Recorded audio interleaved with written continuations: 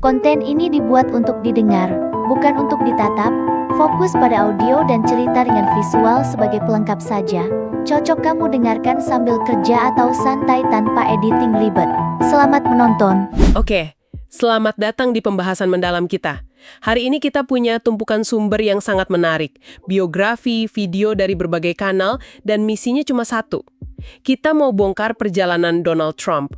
Bukan soal politiknya, tapi soal bagaimana Donald, anak seorang pengembang dari Queens, bisa jadi merek global Trump yang kita kenal sekarang. Tepat sekali.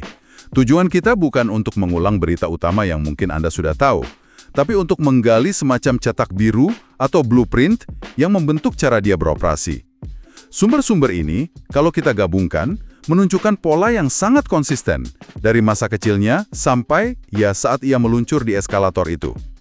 Kita akan coba lacak jejaknya, bagaimana setiap pengalaman membentuk strategi yang ia pakai berulang kali. Kedengarannya menarik. Jadi ini semacam studi kasus tentang pembangunan merek, tapi mereknya adalah seorang manusia. Oke, mari kita bongkar ini. Kalau mau mengerti cetak birunya, kita harus mulai dari arsitek pertamanya kan? Pengaruh terbesar dalam hidupnya, ayahnya Fred Trump. Betul. Dari sumber-sumber yang Anda berikan, Fred Trump ini bukan sekedar pengusaha real estate sukses. Dia figur yang sangat dominan. Lahir tahun 1946 di Queens, Donald tumbuh dalam kemewahan, tapi dididik dengan filosofi yang sangat keras. Apa inti dari ajaran Fred ini? Intinya bisa dirangkum dalam satu kalimat yang Fred sering katakan pada anak-anaknya. Dunia ini kejam, kamu harus jadi seorang pembunuh. Bagi Fred, dunia itu cuma terbagi dua, pemenang dan pecundang. Nggak ada wilayah abu-abu. Dia terobsesi dengan kesuksesan dan menanamkan obsesi itu ke Donald. Aturannya sederhana, jangan pernah lemah, jangan pernah menyerah, dan yang paling penting, selalu menang. Jadilah seorang pembunuh. Wah, itu filosofi yang cukup intens ya untuk ditanamkan pada anak kecil. Apakah ini langsung terlihat pada perilaku Donald muda? Sangat terlihat. Salah satu sumber Anda menceritakan sebuah insiden yang cukup terkenal. Saat masih di sekolah dasar, Donald pernah memukul guru musiknya sampai matanya lebam. Wow, alasannya apa? Alasannya, menurut Donald kecil, gurunya itu tidak tahu apa-apa tentang musik. Ini bukan sekedar kenakalan biasa kan? Ini manifestasi awal dari keyakinan bahwa jika kamu merasa benar, kamu berhak bertindak agresif untuk membuktikannya. Oke, jadi ayahnya khawatir dengan perilaku ini. Solusinya bukan konseling, tapi malah lingkungan yang lebih keras lagi. Dia mengirim Donald yang berusia 13 tahun ke Akademi Militer New York. Ini terdengar seperti pertaruhan besar. Apakah itu berhasil meredamnya? Justru sebaliknya. Dan ini poin yang sangat krusial. Donald tidak tertekan. Dia malah berkembang pesat. Lingkungan yang sangat terstruktur, kompetitif, dan hierarkis itu ternyata cocok banget untuknya. Dia berprestasi di bidang olahraga, jadi kapten tim bisbol, dan di tahun terakhirnya dia diangkat menjadi kapten kadet. Jadi disiplin militer itu justru menyalurkan agresinya ya? Tepat. Pengalaman ini tidak meredam agresinya, tapi memberinya kerangka disiplin. Dia belajar cara menyalurkan dorongan kompetitifnya dalam sebuah sistem untuk mencapai puncak. Dia sendiri bilang Akademi Militer memberinya lebih banyak pelatihan militer daripada kebanyakan tentara. Jadi, fondasi pertama dari cetak birunya sudah terbentuk di sini. Obsesi untuk menang yang sekarang dipoles dengan disiplin ala militer.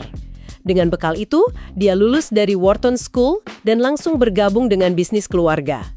Nah, disinilah dia menghadapi ujian pertamanya di dunia nyata. Dan ini bukan ujian kecil. Bukan sama sekali. Ini adalah momen yang akan membentuk cetak biru kedua dalam hidupnya. Pada tahun 1973, Departemen Kehakiman AS atau DOJ menuntut perusahaan Fred dan Donald. Tuduhannya apa? Diskriminasi rasial yang sistematis. Tuduhannya sangat serius. Mereka dituduh menolak menyewakan apartemen kepada orang kulit hitam. Seberapa kuat bukti yang dimiliki pemerintah? Sumber-sumber ini menyebutkan ada agen yang menyamar. Buktinya sangat kuat. DOJ mengirim agen kulit hitam dan kulit putih untuk menanyakan apartemen yang sama di gedung milik Trump. Polanya jelas, calon penyewa kulit hitam diberitahu tidak ada unit kosong. Tapi tak lama kemudian, calon penyewa kulit putih yang datang, langsung ditawar unit. Wow. Bahkan, ada kesaksian dari manajer gedung yang mengaku bahwa aplikasi dari orang kulit hitam diberi kode C untuk colored, dan langsung dimasukkan ke laci terpisah. Dengan bukti sekuat itu, kebanyakan orang mungkin akan pilih damai ya, bayar denda, selesai. Tapi Donald tidak melakukan itu kan? Sama sekali tidak. Inilah titik balik yang menentukan. Dia menolak untuk berdamai. Sebaliknya, ayahnya mempercayakan dia untuk memimpin perlawanan. Dan Donald menyewa seorang pengacara yang akan menjadi mentor keduanya, Roy Cohn. Roy Cohn, nama ini penting ya? Sangat penting. Dia bukan sekedar pengacara, dia adalah petarung politik yang terkenal brutal, mantan tangan kanan Senator Joseph McCarthy. Motonya sederhana, jangan pernah minta maaf, jangan pernah mengaku salah, dan jika diserang, hancurkan penyerangmu. Jadi alih-alih bertahan, mereka justru menyerang balik pemerintah. Tepat. Cohn langsung mengajukan gugatan balasan senilai $100 juta terhadap Departemen Kehakiman, menuduh mereka mencemarkan nama baik. Itu langkah yang sangat berani dan belum pernah terjadi sebelumnya. Dan hasilnya? Gugatan balasan itu memang akhirnya ditolak hakim, tapi pesannya sangat jelas. Kami tidak akan tunduk. Pada akhirnya mereka memang mencapai kesepakatan, tapi dalam kesepakatan itu, Trump Organization tidak pernah sekalipun mengakui kesalahan. Bagi Donald, ini adalah sebuah kemenangan telak. Jadi cetak biru kedua terbentuk di sini. Kalau dari ayahnya selalu menang, dari Cohn kalau diserang hancurkan penyerangmu. Dengan dua pelajaran ini, Queens pasti terasa terlalu kecil untuknya saat itu. Tepat sekali. Panggung berikutnya harus Manhattan. Dia tidak hanya pindah lokasi. Dia ingin menciptakan ulang citra dirinya dan perusahaan ayahnya. Dia mengubah nama perusahaan dari A. Trump & Son yang terdengar kuno menjadi The Trump Organization yang megah. Dan proyek pertamanya langsung besar ya? Langsung besar. Mengubah Commodore Hotel yang kumuh di sebelah Grand Central menjadi Grand Hyatt yang berkilauan. Tapi mahakaryanya tentu saja adalah Trump Tower. Trump Tower ini lebih dari sekedar gedung kan? Dari deskripsi di sumber-sumber ini adalah monumen bagi dirinya sendiri. Marmer merah muda, air terjun setinggi 60 kaki. Ini bukan soal menyediakan tempat tinggal, ini soal menjual sebuah pernyataan. Anda menangkap esensinya. Disinilah cetak biru ketiga terbentuk, menjual fantasi. Dia mengerti bahwa orang-orang kaya tidak hanya membeli ruang, mereka membeli status, eksklusivitas, sebuah mimpi. Dalam bukunya The Art of the Deal, dia mengakuinya secara terbuka. Dia menulis, saya bermain dengan fantasi orang. Sedikit hiperbola tidak pernah menyakitkan. Jadi dia melebih-lebihkan fakta demi menciptakan mitos. Benar.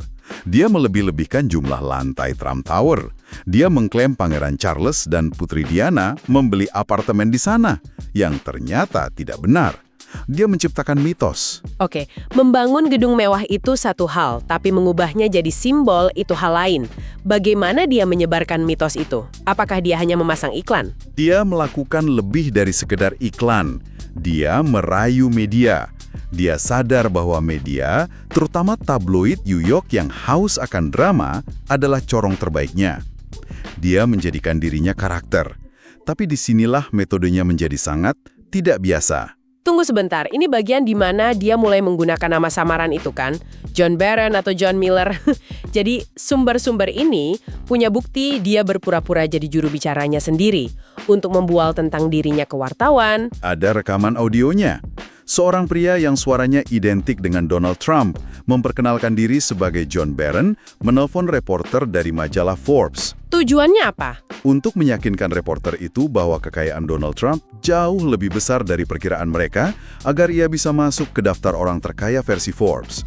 Ini bukan hanya soal kesombongan, ini adalah strategi bisnis yang dingin. Ini luar biasa, jadi dia menciptakan juru bicara fiktif untuk membangun citranya sendiri.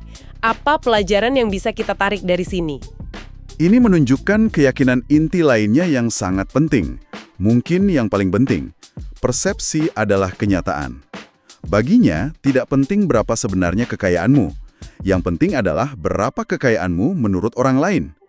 Jika orang percaya kamu adalah pemenang besar, maka bank akan memberimu pinjaman, mitra mau kerjasama, dan media akan terus meliputmu.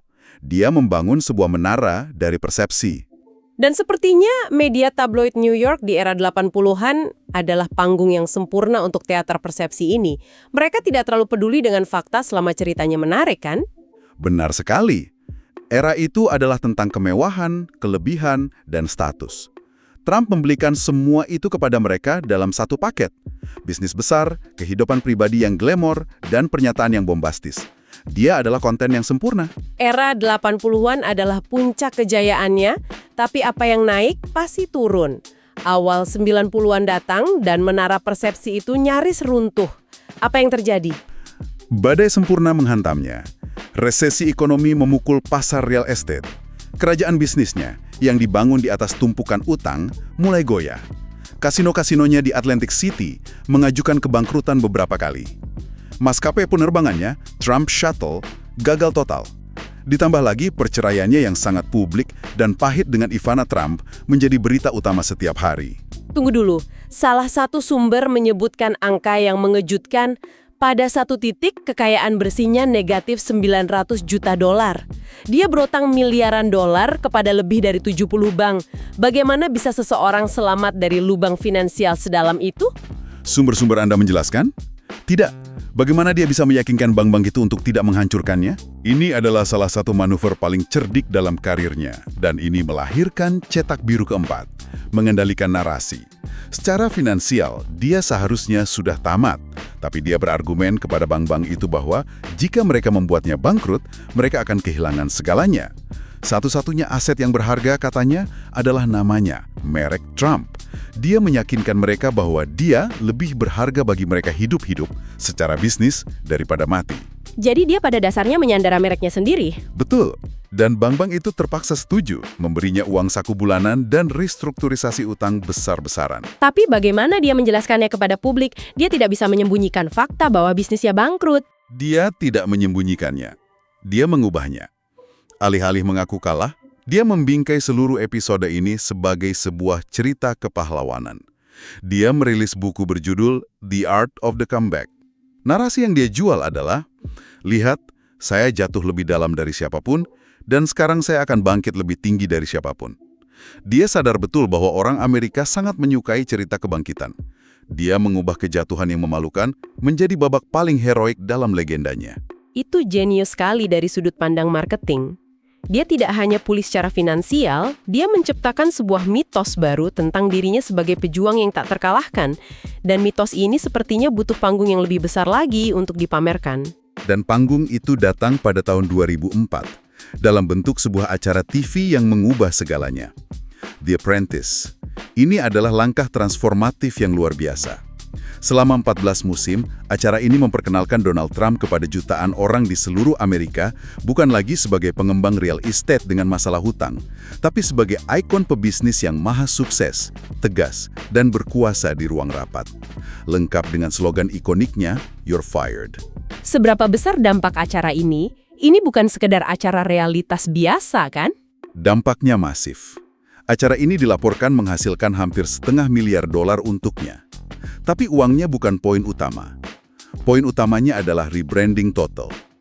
The Apprentice mengubah model bisnisnya. Fokusnya tidak lagi membangun gedung, tapi melisensikan namanya. Merek Trump yang sekarang identik dengan kesuksesan ala ruang rapat mulai ditempelkan di segala hal. Sumber ini menyebutkan daftarnya. Trump Steaks, Trump Vodka, Trump Water, bahkan sebuah seminar real estate bernama Trump University. Banyak dari produk-produk ini sebenarnya gagal, kan? Betul. Sebagian besar produk ini jujur saja gagal total di pasaran. Trump University bahkan berakhir dengan gugatan hukum senilai $25 juta karena dianggap menipu mahasiswanya. Tapi dalam ekonomi persepsi Trump, kegagalan produk individu ini tidak penting. Yang penting adalah jangkauan mereknya. Namanya ada di mana-mana. Setiap minggu, jutaan orang melihatnya sebagai bos pamungkas. Dia membangun citra kesuksesan yang bisa diakses oleh masyarakat umum, meskipun dia sendiri berasal dari kekayaan ekstrim. Dia menjadi fenomena budaya pop. Jadi, The Apprentice pada dasarnya adalah iklan berdurasi 14 musim untuk merek Trump. Ini memberinya pengenalan nama yang tak ternilai, yang kemudian ia manfaatkan untuk masuk ke arena lain. Tepat. Panggung hiburan telah ditaklukkan, sekarang ia mulai melirik panggung politik. Salah satu langkah awalnya yang paling signifikan adalah ketika ia menjadi pendukung utama teori konspirasi birther yang secara keliru mempertanyakan apakah Presiden Barack Obama lahir di Amerika Serikat. Dari sudut pandang politik konvensional, itu kan langkah yang merusak. Betul. Tapi dari sudut pandang strategi Trump, ini sangat efektif. Efektif dalam hal apa? Itu kan terbukti tidak benar. Itu tidak penting. Ingat cetak birunya. Kuasai media dan lawan balik lebih keras. Dengan mengangkat isu birther, dia berhasil menyisipkan dirinya ke dalam siklus berita politik nasional selama berbulan-bulan. Dia mendominasi percakapan. Ini membuatnya tetap relevan. Dan yang terpenting, dia memposisikan dirinya sebagai orang luar yang berani menantang kemapanan. Dan itu sangat menarik bagi segmen pemilih tertentu. Jadi itu semua adalah pemanasan, latihan untuk pertunjukan utama yang dimulai pada Juni 2015, saat dia turun dari eskalator emas di Trump Tower itu. Awalnya, tidak ada yang menganggapnya serius. Hampir semua media dan analis politik menganggapnya sebagai lelucon, sebuah aksi publisitas untuk menjual lebih banyak buku atau menaikkan tarif bicaranya. Mereka gagal melihat bahwa kampanyenya bukanlah sebuah improvisasi. Itu adalah puncak dari semua pelajaran yang telah ia kumpulkan selama 4 dekade terakhir. Dia hanya menerapkan cetak biru yang sama dalam skala yang jauh lebih besar. Oke, mari kita pecah ini. Bagaimana cetak biru yang sudah kita bahas tadi dimainkan dalam kampanyenya? Mari kita lihat satu persatu. Pertama, filosofi Fred Trump. Jadilah seorang pembunuh. Dia tidak ikut pemilu untuk berpartisipasi atau menyebarkan pesan. Dia ikut untuk menang, titik. Kedua, pelajaran dari Roy Cohn. Ketika diserang, lawan balik lebih keras. Dia tidak pernah defensif. Ketika lawan politik atau media mengkritiknya, dia menyerang balik secara pribadi, seringkali dengan julukan yang efektif dan brutal. Lalu yang ketiga, menjual fantasi seperti yang dia lakukan dengan Trump Tower di tahun 80-an. Persis, slogannya Make America Great Again adalah sebuah mahakarya dalam penjualan fantasi. Itu adalah narasi kebangkitan yang sangat kuat, sama seperti The Art of the Comeback, tapi kali ini bukan untuk seorang pengusaha, melainkan untuk sebuah negara. Dia menjual nostalgia akan masa lalu yang lebih baik. Sebuah mimpi yang sederhana dan kuat. Ya, dan yang terakhir, penguasaan media yang ia asah dari era tabloid hingga The Apprentice. Nah, ini kuncinya. Dia benar-benar mendominasi siklus berita. Dia tahu bahwa pernyataan yang provokatif, bahkan yang kontroversial sekalipun, akan mendapatkan liputan gratis selama 24 jam. Sementara kandidat lain menghabiskan ratusan juta dolar untuk iklan, dia mendapatkan publisitas senilai miliaran dolar hanya dengan menjadi pusat perhatian. Dia mengubah politik menjadi tontonan realitas TV yang tidak bisa dilewatkan, dan dia adalah bintang utamanya. Jadi, kalau kita tarik benang merahnya, semuanya terhubung. Obsesi untuk menang dari ayahnya, strategi serang balik dari Roy Cohn, keahlian menjual fantasi dari era 80-an, narasi comeback dari keterpurukan 90-an, dan pembangunan merek massal melalui The Apprentice. Semua itu adalah bahan-bahan yang sama, hanya dimasak di panggung yang berbeda. Benar, perjalanan dari Donald menjadi Trump adalah sebuah proses penyempurnaan metode-metode ini. Dia menguji, mengasah, dan membuktikan bahwa strategi yang berhasil untuk menaklukkan pasar real estate Manhattan dan dunia pertelevisian ternyata bisa diterapkan juga untuk memenangkan kursi kepresidenan. Dan ini membawa kita pada satu pemikiran penutup untuk Anda. Sumber-sumber yang Anda berikan ini secara kolektif melukiskan gambaran tentang seseorang yang melihat bisnis, hiburan, dan politik bukan sebagai bidang yang terpisah, tetapi sebagai arena yang sama yang diatur oleh aturan yang sama. Persepsi, narasi, dan dominasi. Pertanyaan yang muncul dari situ adalah, apakah kesuksesannya ini merupakan sebuah anomali, atau apakah ini pertanda bahwa batas antara bisnis, hiburan, dan politik memang telah kabur secara permanen? Dan jika memang begitu, apa artinya ini bagi cara kita menilai kualifikasi dan karakter para pemimpin di masa depan?